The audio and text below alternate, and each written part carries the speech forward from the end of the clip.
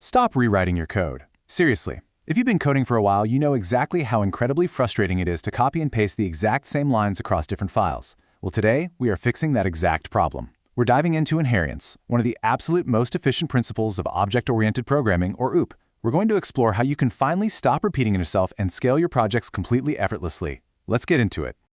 Let me ask you a question that might hit a little too close to home. Are you totally tired of writing the exact same properties for objects that are just slightly different? Just imagine a massive program packed with cars, trucks, and motorcycles. If you're manually typing out properties like speed, color, and brand inside every single one of those vehicle classes, you're definitely doing way too much work. Not only does this lead to bloated, messy files, but it also causes typos and massive headaches whenever you need to update something down the line. Trust me, there is a much more elegant way. Here is our roadmap for solving this. Section 1, ending code repetition. Section 2, what is inheritance? Section 3, hierarchy. Section 4, technical details like method overriding. Section 5, real-world code models. And finally, Section 6, exactly when you should be using inheritance. Let's jump right in. Section 1, end code repetition. This is the ultimate goal of any efficient developer.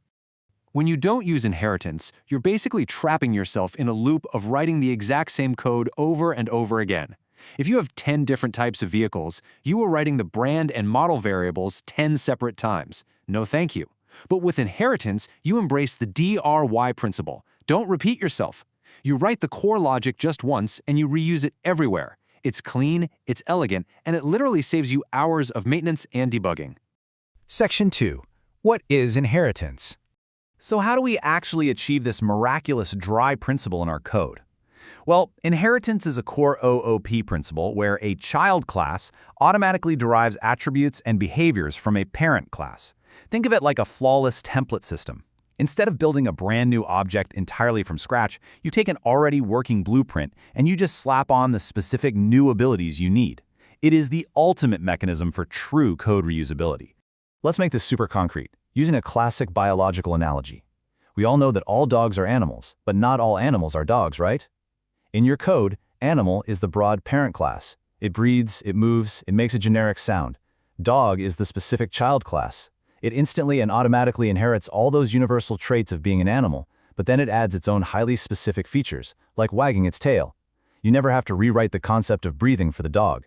Section 3. Hierarchy, super and subclasses.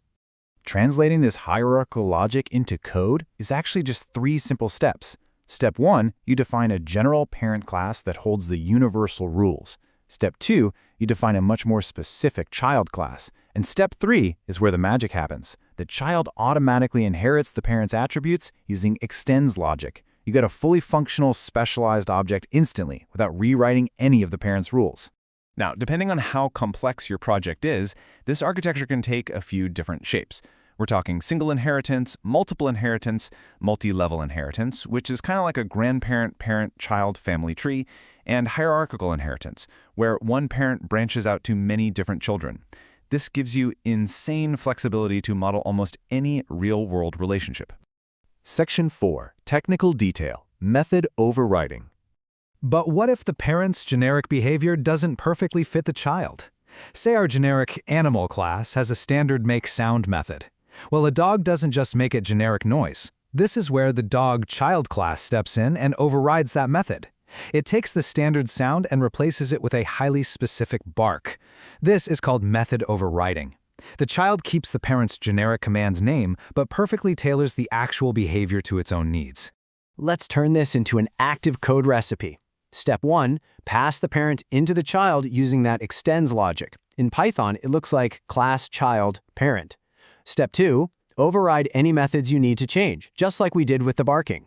And step 3, this is absolutely crucial for healthy code. Use the super function, specifically super.init, to call the parent's constructor. This guarantees that the core foundation from the parent is fully set up before the child adds its own unique spin. Section 5, real-world code models. Let's see this in action. Imagine we're building an app for a car dealership. We start with our base parent class, the generic car class. This holds the universal attributes every single car needs, like brand and model. By putting these in the base class, we ensure we only write the brand and model code once for the entire project. The real power of what we're learning today shines when we want to expand. Creating an electric car class, we don't rewrite the brand and model logic. We just inherit from the base car class and add a highly specific battery capacity attribute. Making a sports car, inherit car again and just add speed. The result? With absolutely minimal coding and zero repetition, we've just created two totally different complex objects in seconds. Section 6. When to use inheritance. Now, as powerful as inheritance is, you have to use it in the right places, or your code will turn into a tangled mess. The golden rule is understanding the relationship. You should only use inheritance when there's an is-a relationship. Is a dog an animal? Yes. Is an electric car a car? Absolutely. That's where inheritance shines. But look at the alternative. A car has an engine, but a car is not an engine. If it's a has-a relationship, step away from inheritance. Use composition instead, and just include the engine object inside the car. Using inheritance where it doesn't belong creates a fragile system where one tiny change breaks everything. Always ask, is there truly an is-a relationship? To anchor the true value of inheritance in your mind, let's look at this fantastic quote from our sources. Inheritance is not just copy and code, it is the art of hierarchical modeling. And that hits the nail on the head. It's about writing robust, infinitely expandable code that actually mirrors the logical paths of the real world. It's a tool for building perfect architecture, not just a shortcut for lazy typing.